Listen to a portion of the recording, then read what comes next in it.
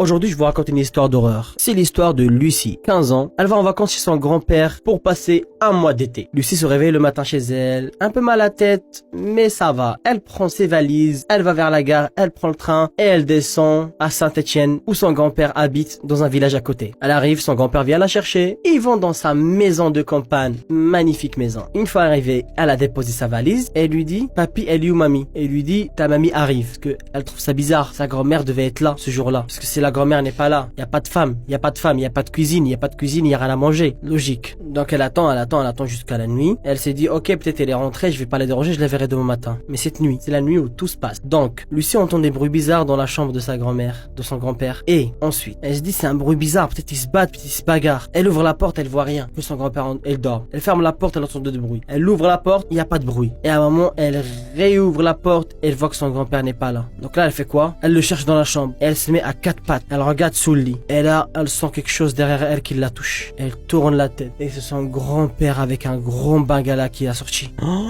Elle jure dire qu'elle a vu quelque chose de grand, de blanc, de poilu, avec un seul œil. Ça ressemble forcément à un serpent. Mais un serpent n'a pas de poils. Elle avait peur. Elle a vu le bengala centenaire. Très rare.